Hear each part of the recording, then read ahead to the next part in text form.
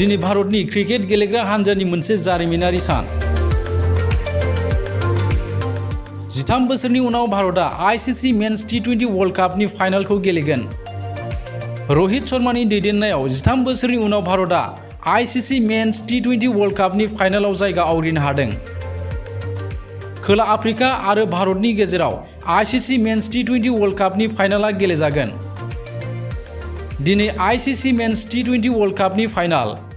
दिनै हरनि 8 रिंगायाव खोला आफ्रिका आरो भारतनि गेजेराव फाइनाला गेलेजागोन। आईसीसी मेन्स T20 वर्ल्ड कापनि फाइनाला केन्सिंटन अभेलनि बार्बाड'सआव जागोन। थांनाय सेमिफाइनालाव खोला आफ्रिकाया आफगानिस्तानखौ 9 उइकेटजों फेजेननो हादोंमोन। गुबुन फारसेथिं भारतआ इंलेन्डखौ 68 रानजों फेजेननो हादों। दिनैनि जानो गोनां आईसीसी मेन्स T20 वर्ल्ड कापनि फाइनालाव बबे हानजाया देरहासारगोन बेखौ नोंथांमोनहा कमेन्टनि गेजेरजों फोरमायहरदो।